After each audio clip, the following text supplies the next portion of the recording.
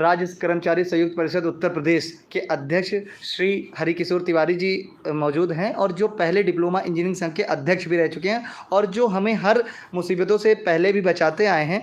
हम लोग दो बातें आज सर से करेंगे, एक 2018 रिजल्ट के बारे में और दूसरी बात करेंगे जो ये कोर्ट केस बीटेक वालों की जो नोटिस आई है उस पर क्या हो सकता है। सर नमस्कार, सर आपका स्वागत है फ्यूचर इंजीनियर के चैनल में। सर पहली बात हम लोग आपसे ये बात करना चाहते हैं, जो बीटेक डिग्री धारकों वालों ने केस किया था सुप्रीम कोर्ट ने, और सुप्रीम कोर्ट ने इंटरिम रिलीफ दिया है इनको कि आप फॉर्म भर सकते हो और 16 तारीख को इनकी हियरिंग होनी है। तो सर इसमें हम लोग आपका मार्गदर्शन चाहते हैं।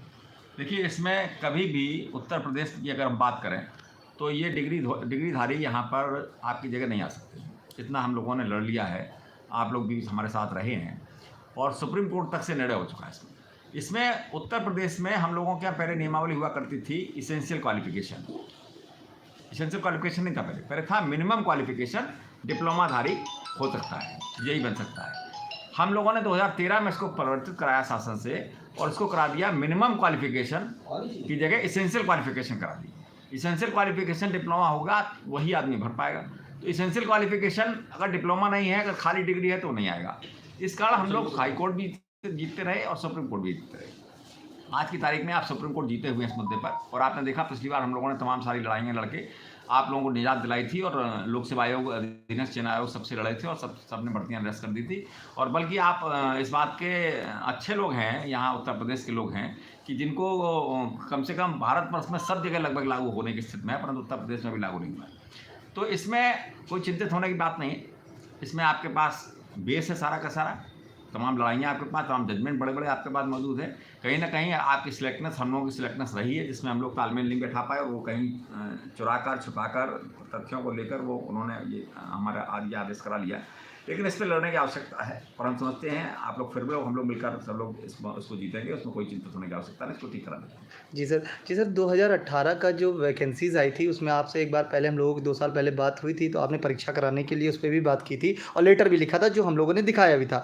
तो सर उसकी परीक्षा तो 22 अप्रैल 2022 में हो गई, आपके मार्गदर्शन में हुआ था, परंतु सर उसका रिजल्ट अभी तक फाइनल आ नहीं पाया है और उस भर्ती को 6 साल हो गए हैं। तो सर इसके विषय में थोड़ा सा वो रिजल्ट के लिए सर आप थोड़ा सा अगर प्रेशराइज़ करेंगे आयोग को तो वो थोड़ा जल्दी जारी हो जाएगा। बिल्कुल सही बात है, इतने दिनों में नहीं होना चाहिए।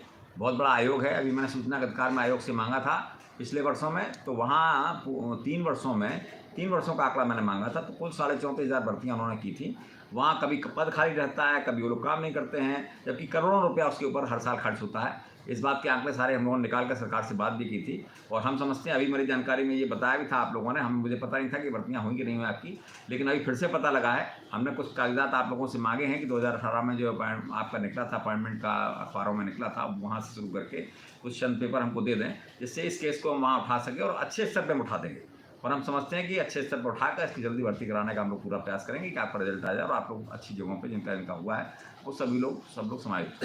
सर आप लोग डिप्लोमा के लिए इतने सालों से लड़ते चले आए हैं, तो जो युवा अभी हम लोग के साथ, जैसे हम लोगों ने डेप्सवा एक ग्रुप बनाया उसमें 22,000 डिप्लोमा कैंडिडेट को जोड़ के रखा है, वो सारे लड़के जोड़े हुए हैं, लेकिन कुछ लड़के इसमें नए हैं जिन्होंने ये पहले की लड़ाई जो 2016, 2013 और 2018 में जो हुई उसके बारे में वो जानकारी नहीं है। तो सर हम लोग ये चाहते हैं कि दो शब्द आप उनके लिए कहें जिससे वो थोड़ा मोटिवेट हों और इस चीज़ों को समझे कि ये लड़ाई अंत तक चलती ही रहती है।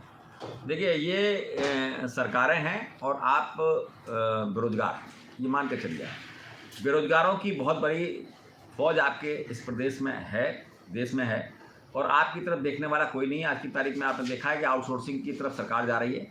इन सरकारों को, ये सरकार के नुमाइंदे जिन्हें चलाना चाहिए, जो राजनेता होते हैं, वो अब नहीं चलाते। अब ये सब हमारे यहाँ के वरिष्ठ IAS अधिकारी ही चलाने का प्रयास करते हैं और वो गुमराह करने का प्रयास करते हैं। अभी आपने देखा कि आउटसोर्सिंग की बात करें, हम तो आरोप लगा रहे हैं सरकार के ऊपर कि जो इनके पेपर लीक हो रहे हैं वो सिर्फ इसलिए लीक हो रहे हैं कि वो प्राइवेट एजेंसी कर रही है। हमारे यहाँ पहले जो गवर्नमेंट प्रेस हुआ करती थी, गवर्नमेंट प्रेस अभी भी है, लखनऊ में भी है, वहाँ जो सरकारी कर्मचारी हमारे काम करते थे, वहाँ किसी को मजाल नहीं थी कि उसके अंदर घुस के एक पेपर को लीक करा दे। आज हो क्या रहा है कि वो 10,000 रुपये को आप तनख्वाह दे रहे हैं, उससे पेपर बनवा रहे हैं, वहाँ सब लीकेज हो रहा है। तो इसका बड़ा इफेक्ट है कि आप संविदा कर्मियों से ये जो काम करा रहे हैं। तो ये सब काम बंद होना चाहिए और निश्चित रूप से संगठन बहुत मजबूत होता है। संगठन के साथ अगर आप जुड़ेंगे तो ये बड़ी बड़ी समस्याएं जो सरकार से लड़ने की बातें होती हैं, ये आप इंडिविजुअल नहीं लड़ सकते। आप हाई कोर्ट भी जाएंगे तो अगर समूह होगा आपके साथ में तो वही पैसा इकट्ठा करके वही बड़े बड़े वकीलों को देकर आप निकल सकते हैं उसमें से। अकेला कोई भी नहीं जा सकता है। आप सभी लोगों को संगठित रहना चाहिए। हम बड़े समूह हैं, अगर हम लोग यहाँ बैठे हुए लखनऊ में तो हम लोग पूरी मदद करने, अपने छोटे भाइयों के लिए मदद करने को तैयार रहते हैं, क्योंकि हम लोग भी डिप्लोमा होल्डर है। हम लोगों को सिखाया गया कि अपने भाइयों की मदद की जाए, शुरू से ही सिखाया गया। तो उसमें हम लोग संगठन काम कर रहे हैं, तो हम चाहेंगे कि इसमें सभी लोग साथ दें और हर पल में एक दूसरे का साथ देते हुए जितनी लड़ाइयाँ हम लोग बताएं उसमें सब लोग सामने आकर कभी हम लोग प्रदर्शन भी करने का प्रयास करेंगे, कभी घिराव भी करने का प्रयास करेंगे। जितना ताकत हमको देंगे उतना ही मांग के साथ हम आपके साथ जुड़ते हुए जाएंगे। ठीक है, तो सर के मार्गदर्शन में हम लोगों ने सारी चीज़ों को जाना और 18 के रिजल्ट ने सर ने हमसे कागज़ मांगा है, वो सारे डॉक्यूमेंट हम सर को आज ही अभी दे देंगे। तो 18 रिजल्ट पे भी सर वहाँ प्रेशराइज़ करेंगे और जो विज्ञापन निकले हुए हैं उनकी परीक्षाओं कराने के लिए भी हमने ज्ञापन एक सर को दिया है। इन्होंने कहा है कि इसके लिए भी हम बात ज़रूर रखेंगे। तो सर आपको हम बताना चाहते हैं, श्री हरिकिशोर तिवारी जी हैं जो आगरा, सर आगरा ही आपका है ना, तो जो लड़के आगरा के हैं और जो उधर के हैं, आप अगर सर से कभी भी आपको कोई भी आवश्यकता, कोई भी काम हो तो आप उधर के जितने भी लड़के हैं आप ज़रूर सर से एक बार मिलिए, आपके सारे काम हो। क्योंकि 18 की जब परीक्षा हुई थी सर का बहुत बड़ा योगदान था, बहुत सब उन्होंने सपोर्ट किया था और डिप्लोमा के अस्तित्व को बचाने के लिए भी सर ने बहुत योगदान दिया। तो सर का हमारे चैनल में जुड़ने के लिए बहुत बहुत धन्यवाद। हम सभी डिप्लोमाधारी सर के बहुत आभारी हैं, क्योंकि सर ने ही हम लोगों के अस्तित्व को बचा के रखा है और आगे हम लोगों को भी इसको बचा के ही रखना है। अभी आपको बताएं कि निर्माण निगम में भर्तियां हो रही थी। जी वो आपका डिप्लोमा वालों को नहीं कर रहे थे, वो मैंने तत्काल, आपके बच्चे आए थे, मैंने तत्काल मैं ही आया था सर, वो वीडियो भी था, तो मैंने तुरंत उसका फ़ोन किया था, आपके सामने फ़ोन मेरे सामने किया था। जी और करने के बाद मैंने उसको रुकवाया था। मैंने कहा नहीं, इनके बिना ऐसे नहीं होगा, वो फिर उसको रोका गया। जी ठीक है, सर का बहुत बहुत धन्यवाद। इसी के साथ मैं वीडियो समाप्त करता हूँ। आप सभी लोगों का जुड़ने के लिए बहुत बहुत धन्यवाद।